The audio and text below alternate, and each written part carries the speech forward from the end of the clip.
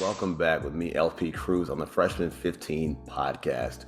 We are now in the heat of the summer and weeks from taking you back to school with the start of the college football season. If you're new to the channel and you like what we're talking about here, hit the like, hit the sub button as we talk about the college football scene in about 15 minutes, more or less. So hit that like, hit that sub button. With that said, not going to mess around too much, going to hop right into it and welcome the co-host of the show, Tyler. Tyler, what's up, my man? Not too much, man. I think we're like 31, 32 days away from week 0, and couldn't be more excited for that. So let's get this thing going. Yeah, man. It's happening fast, too. And there's always, like, breaking news happening. Even the thing with, like, Colorado moving out of the Pac-12 today. It's a lot of moving parts, man, which actually feeds into tonight's episode, too, with a lot of moving parts, new stars, new faces, new places. Kind of want to take it back, man. So this is now, I think, season 2, right? Like, we are kind of like 4 episodes deep in season 2 of the podcast. But the one thing I did want to do kind of episodically is that every year talk about those hot topics leading into week 0. And of course, you remember with our first episode, we did the Heisman hopefuls, right? Yep. About the Heisman expectations of the season. But I want to kind of go back to that show in particular, just talk about the Heisman favorites and give our take of the top guys and how we see them shaking out. And some guys that we have as personal dark horses that might take that crown late in the season. So what I want to do tonight is kind of talk about the Heisman picks and kind of look at the top guys according to the odds makers, see how we feel about them, and kind of take it from there. Sound cool? Yeah, sounds great. All right, man. So what I'm going to do is we're going to talk about the top 5 guys, and then we're going to alternate. So I'll have top favorite, then you'll have number 2, and we'll go on and so forth, alternating to number 5, and then we'll talk about our dark horse picks for each of us, pretty much. Okay. All right, man. So according to BetGM, the top 5 favorites for the Heisman are as follows. Number 1, Caleb Williams. Number 2, Jaden Daniels. 3, Quinn Ewers. Number 4, Bo Nix. And lastly, number 5, Jordan Travis. So no variety at all. Just kind of straight and forward, man. How you feel about that? I mean, it's a QB award, just like the MVP in the NFL, basically. I mean, you do get the occasional Devontae Smith that rose in there, and there could be one this year. We'll see. But like I said, a lot of QBs get a lot of QBs head to New York at the end of the year, so it's a QB-driven award, but we'll see what goes on here. So here's the numbers. Since 2000.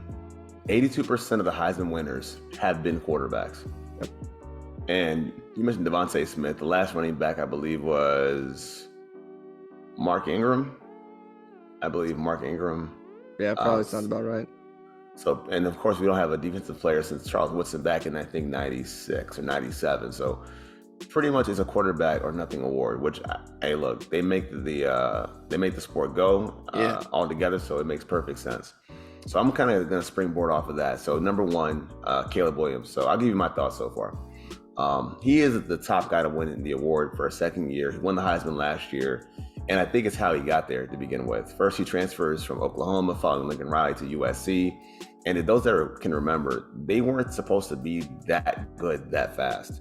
Despite having the transfers in the upperclassmen, they were pretty good out the gate. And what happened was, of course, he played great leading up to the CFP, kind of on that cusp of maybe getting to a title game. The defense kind of let them down. He played tough, gutted it out. But I think for them to see him as the Heisman for 2 years in a row is almost a no-brainer pick at that point.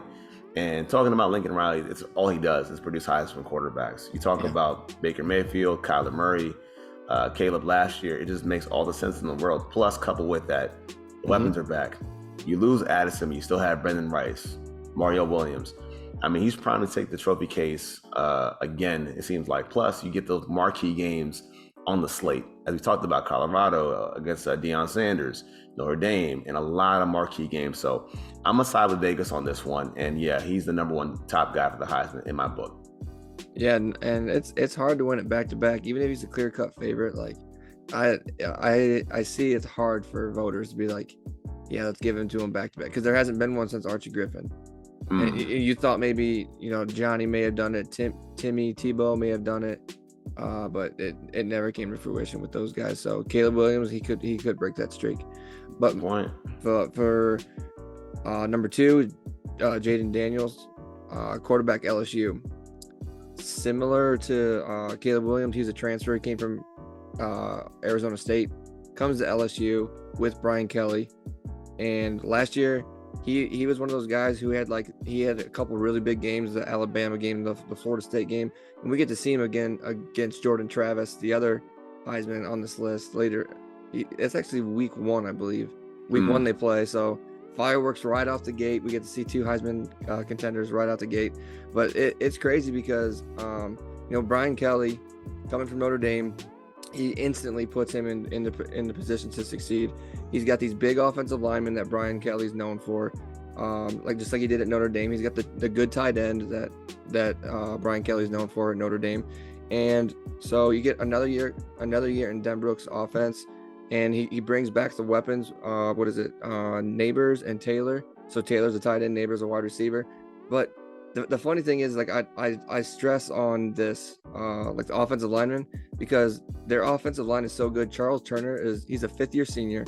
He's their smallest lineman at 6'4", 295. This is their small, and so their 2 tackles, they're actually All-Americans, and they're going to be freshman All-Americans. But they're instantly going to start. Their offensive line is going to be amazing. Like I said, they have Taylor as their tight end, and what makes Jaden Daniels so good is, just like everyone else on this list that we're going to talk about, he's a dual threat quarterback. Dual threat quarterbacks are the way to go now, and you see it from top to bottom on this list. Every single one of them is a dual threat quarterback, and he has a chance to be really special because, like I said, he's got that big game against Alabama, and then LSU. I can't remember the other big game that they're going to have, but they play in the SEC, so almost every single game is going to be big for them. But like I said, he showcased it last year against Florida State and Alabama, and the only way to go is up for him for here. So it's pretty excited to watch him. Kind of talk me into it a little bit. I can kind of see a little bit. So for number 3 is a guy where I'll be honest, I'm a bit kind of up and down with it. And this is Quinn Ewers at Texas. Mm-hmm. And for me, it just boils down to consistency. And I don't mean just him, because it's not just a him only problem. Sorry. It's the entire program being more consistent. Granted, he got hurt last year and he was a bit uneven, but then you still have kind of Sarkisian, who's also uneven as well. Xavier Worthy last year struggled, which might have been tied to an injury. But we see like, with them, it's about being consistent, because last year what you had was the running backs. You had Roshan Johnson, you had Bijan Robinson. With both guys gone, it leaves the entire program on the cannon arm of Quinn Ewers. And I think that's kind of where we're at right now. Either way you look at it, it's going to be entertaining because you have Arch Manning kind of lurking in the shadows as well. So if anything, that's kind of like prime talking points the entire year. They're going to be a team who's always on our Saturday spotlight. Yeah. Then you have the transfer player, A.D. Mitchell from Georgia, big time player, big kid, very similar to Xavier Worthy. You have a 5-star recruit walking in the building as well, so more weapons. Even with all that said, I'm still kind of bullish on it because, again, consistency.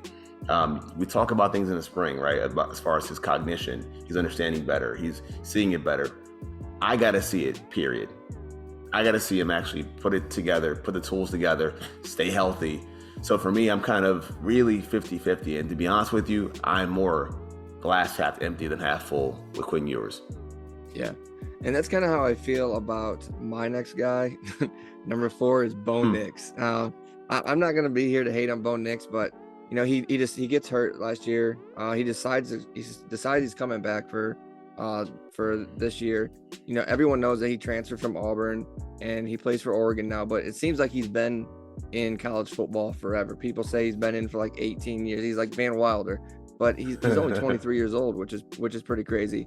But every year he has improved on what he was doing. So last year, he's actually one, if you look like statistically, he's one of the top quarterbacks last year before he gets hurt. He goes into the game against Washington 10-1. Their one loss was when they lost to Georgia. Georgia mud stomped them in the first week. But he continued to get better in that new offense, mind you. He continued to get better. He gets a right foot injury, and his production is never really the same because, like I said, he's more of a dual threat quarterback. He thrives on passing and running, so he was limited to only passing. Well, they still won those games afterwards, but he wasn't as effective. It hurt his stat line quite a bit. So, like I said, one of his biggest assets is a dual threat, but look for him to build onto this year as like Franklin comes back, and then he has the backfield with Irving and Is it Whittington? Yep. I think that's his name is Whittington. So that explosive offense of Oregon, they're only gonna get better. They have one of the best backfields in the nation, as we covered in our last episode, and big play wide receiver all the time. So like so last year when he was hurt, he had like 3,500 yards, like 600 yards rushing, being hurt. So say you extrapolate that out, and then you bring it on this year. Let's say he throws, let's say he goes 3,600, 700 yards rushing. That puts him right up there with the numbers that like Caleb Williams had last year. But he's got big games. He's got Washington, and then he skips a week. Then he's got Utah. Then he skips a week, and he's got USC. So he's got 3 big games, really from like middle October to the middle of November, and that's really going to be his bread and butter. They come out of those 3 games like unscathed. There's a good chance that he's going to New York. Prime season. Yep. Prime season, man. He has gotten better as well, which I think that's kind of the similarity with a lot of these guys on this list. Mm-hmm. They're getting better and they're improving. And I think at number 5, I had Jordan Travis at Florida State. And I totally get why he's on the list as a candidate. He took big leaps as a passer. We talk about the dual threats, but it all comes down to the pocket with a lot of these guys.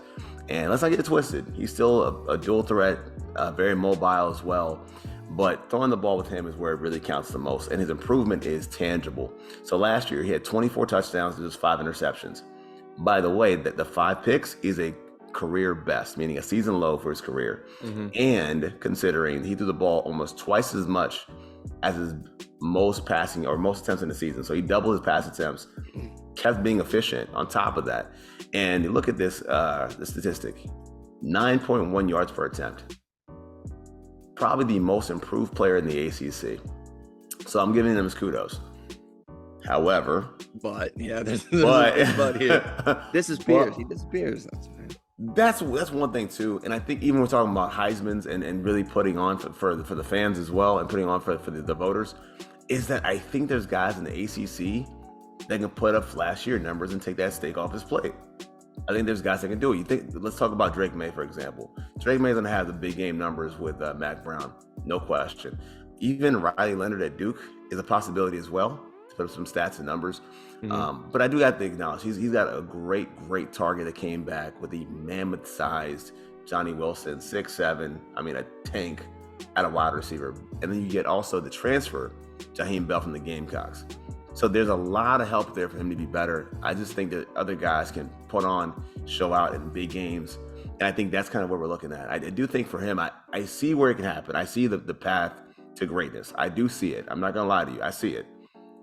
But I feel like he's more of a fringe dark horse than a bona fide candidate for the Heisman. Yeah. And that's where I'm seeing it. Yeah, if I was bet MGM, I would have thrown Drake May in there, top 5, man. You see it everywhere else. I don't know why he's not in there, but yeah. Yeah, they're kind of lacking, man. So that would round out the top 5. So what we're going to do now is we're going to talk about our guys who, by the way, some of these guys are mentioned according to BetGM, but not in the top 5. They rank a little bit lower, and some of them, I'm not going to lie to you, rank kind of close behind, but then there's some of our guys are going to rank way far behind. So I have you kind of lead the way here, man. Who is your top number 1 dark horse on your list? Marvin Harrison Jr. Yeah. Following in the footsteps of Devontae Smith. I said it earlier. He's going to be the one, if it's like a non-quarterback, to be up there. Because if it's not going to be a quarterback, it's going to be a running back or wide receiver. That's just the way it is. It's an offensive game now, so it's going to be one of those. So similar to Devontae Smith, like I said.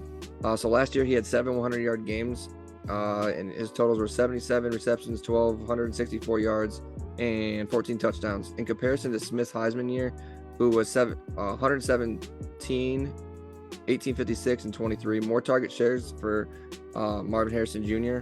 could extrapolate to be that in 2023. So he could be like that prime guy.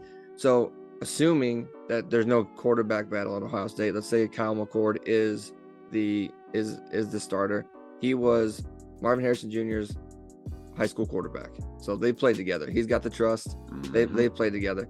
So his first year as a starter for Kyle McCord, you want to say like the way he played with CJ Stroud his first couple games, you're gonna want him to settle down. So what do you do when you want to settle down? You get the ball to your best player, right?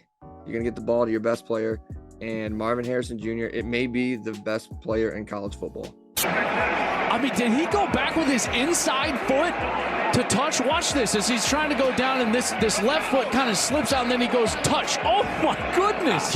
You are kidding me. This guy is unreal. And look him go up the ladder. He's not going to get his outside foot down, and so he just puts that right foot back down. The body control, the athleticism. Oh my goodness. That's why. Everyone's like, hey, like, Joel, why do you say what you do about this guy? That's why. That's not possible. It's not a possible outcome. I mean, it is what it is. He may be the best player in college football, and he's also got that really good stable of running backs right behind him, like we talked about in our last episode too, with Mayan Williams and Travion Henderson. So we already know that what he can do as wide receiver one, because last year JSN was out most of the season. Like he played like a total of 3 games or whatnot. So he's just going to build on that, and he's a freak athlete. He's 6'3", 206 pounds, benches 380, 22 reps at 225, 3.94 pro shuttle, and 10.9 broad jump. I mean, and GPS clocks him at 23 mile an hour. He's wide receiver one. I mean, it is what it is, but you know, it's simple for the quarterback of Ohio State. It's simple for Ryan Day, and it's simple for Brian Hartline. Get the ball to the best player in the country, and he's going to be a Heisman candidate. So Marvin Harrison Jr. So I'm feeling that, man. I didn't know that the numbers out the gym for him were so good. That's what I didn't know. And that is what makes him impressive. So for me, I think that's a big time situation for him. The offense changing the guard a little bit, kind of having to lean on your best players, go with your best and brightest to kind of get your quarterback settled down. I think that's a big step forward. So my other dark horse, I'm going a different direction. I'm taking it to a more traditional sense. Look, you guys know how I feel about this guy. I talked about him several times on the channel. Mike Penix Jr., quarterback at UW. He was really good last year. I mean, really, really good last year. But he didn't have the hype going into 2022 because, of course, a transfer from Indiana, low fanfare, and he's not getting the love of his QB counterparts in the Pac-12. We talked about, even before we started, talked about DTR from UCLA. We talked about, of course, Caleb Williams as a transfer. Even Tanner McKee got a lot of shine walking into last season, with some saying he might be a pro prospect. And of course, Bo Nix too. Yeah. But I think Penix, what he did last year, leading the FBS nation in yards throwing with UW, was big. And I think walking into this year, he's on the radar of pro scouts. I think he's got one of the biggest arms in the country, but not just a big arm, confidence and pinpoint accuracy with that arm. And like I said before, I think with him, if you put him in the right spot, which he's now having consistency for the first time in his entire career, he's now back with his weapons. So you have Roma Odunze, you have Jalen McMillan, and he has continuity. That's the key when we talk about these things. The same thing, getting into a comfortable rhythm and habits that you can build upon, he's got it at UW. And I think for him, it's all about the shows. We talk about matchups. As they say, to be the man, you got to beat the man. And if he can go in there and beat USC at the Coliseum in front of Caleb Williams, big time win, it just propels his legend even forward. So I think for that sense, I'm kind of feeling a little bit Mike Penix as my first dark horse on the radar. That's a good one. Like he's one of those guys where he should have been in the top 5. Like you could have pulled out Bo Nix. I mean, for real. Like, can I add one thing to that though? Yeah. So far, I got Penix slightly above Travis. Yeah. But a shade behind yours. Okay. And I think the only reason why he's not above both of them, as we record this video, is there's a sector of voters and fans that are waiting for yours to explode. So much to the point where they may actually not see what Penix is in favor of yours. Just wanted to throw that out there. Just wanted to add that in that little conversation. Yep. Yeah, I agree. So my dark horse, and I don't even know if you know what this is going to be. It's going to be a quarterback. Ooh, now I'm safe. All right, bet. Yeah, bet I'm safe. It's going to be a quarterback.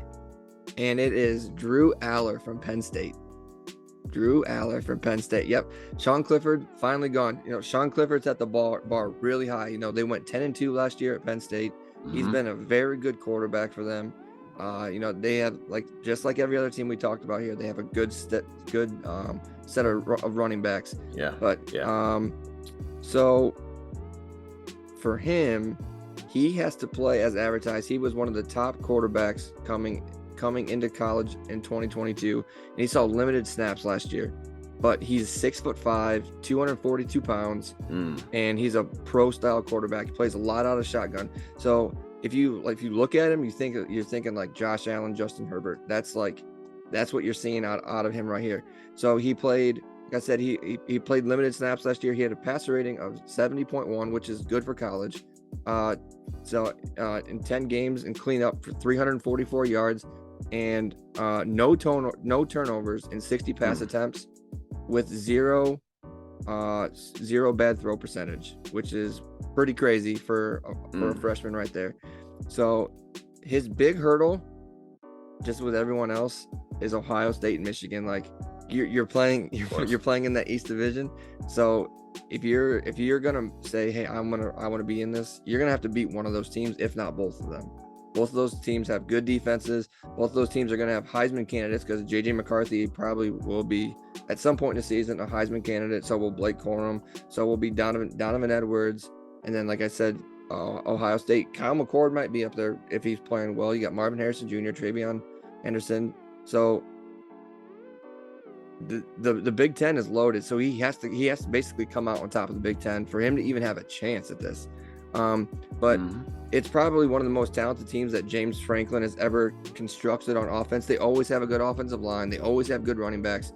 And you finally get a quarterback who you think is going to take you to the next level, and that's Drew Aller. So, he might be, like I said, he might be a guy that sneaks in there. I think when I was looking at it, it came. I don't even think he was on someone's list, to be honest with you. Like who would ever think a Penn State quarterback would be on there? But when you see him, and then you kind of look at his stats from last year, he could be that guy. He could be like a Sam Hartman. He could be a Devin Leary kind of person. So that's why I'm taking Drew Aller, because that'll be fun. And then if he does get into the candidates, I'm hosting up the title. I don't even care if he wins. If he gets into New York, I'm hosting up the title. So I'll tell you what, man, I'm gonna snatch that belt from you, like ATL, snatch it right off your neck. So the reason why I celebrated you taking a quarterback with your last dark horse is because I went running back. I went the other direction. And I went with one of your guys. I went with Travion Henderson as my, so much to the point where I put actual money on this through FanDuel. I dropped some good chunk of change on Travion Henderson for the Heisman. At FanDuel, hit us up. And the reason why, man, is because I see what people talk about this guy. He's got a lot of speed. Someone made a comp. I mean, amen, my dude, amen. But someone made a comment of he's like the Barkley waiting to happen. And I'm like, you know what? That's not so far-fetched. He may not have the same body type, but he's got the speed, the vision, the elusiveness. I mean, how he just gets off of blocks so well. He reads his cuts so well, gets downfield in a hurry. He's very sudden. He's very sharp. Even the game that he had walking as a freshman up against Tulsa, almost 300 yards, 3 touchdowns. I mean, just that raw speed and the element of, hey, they may have to lean on the running game a little bit more with Kyle McCord, so why not do it? And I feel as far as the Heisman votes, they may take away from one another anyway, so why not let the running back eat with that big line in the Big Ten and just smash the ball with this guy who can take it all the way. Right now, I'm saying he's going for about 1850, 16 scores. I feel real good about this guy, Travion Henderson, for the Heisman, and I put money on it. Is that 16 combined or 16 just rushing? 16 rushing. Okay. I mean, I can see it because I think the year that he was hurt, his freshman year, I believe he had 14 touchdowns. So 15. But I mean, hey, I'm a little bullish. Yeah. Also, the guy's got some nice hands at the backfield too. So you got a little bit of both going on. He might be one of the most complete guys I think in the country. When we talked about the duos, you might have incorporated him too, but I really took a hard look at him. I'm like, yeah, this guy might be the it man right there. He might be your man right there. Travion Henderson, man. Stamp that. Yeah, I've always liked him better than Bijan Robinson because I always thought he was a better player than Bijan Robinson. That's why I always said, hey, for every Bijan Robinson, there's a Travion Henderson. So It's facts, man. Okay. yeah, you know can facts there, man. Yeah. So it is what it is, and the Big Ten is loaded with running backs. So Damn, bro. Awesome show, man. Any last thoughts? no, I mean I'm excited for this because whether any of our dark horses come to fruition or not, it's gonna be fun. Like someone who we're not thinking of is gonna creep into there. Like I seen maybe Clemson's quarterback, but I don't know. I don't trust Dabo Swinney right now. But like Drake May, he should definitely be up there. And everything you see, he's the number 2 quarterback going in next year's draft. So I don't know why he's not up in the Heisman candidacy. Like I said, Sam Hartman, he's playing at Notre Dame now. He should be up there too. I mean, above some of these guys. So yeah, that's my piece. That's what I say. Yeah, it's definitely some biases going on there, man. But always a pleasure to break this all down, guys. Once again, if you like the video, hit the like, hit the sub button. You can follow us. Follow me on Twitter at S2E5 Flight Crew. Tyler at CrypticGhost2 on Twitter as well. So once again, thanks for joining us. Thanks for stopping by the Freshman 15 podcast. And as always, peace. Peace.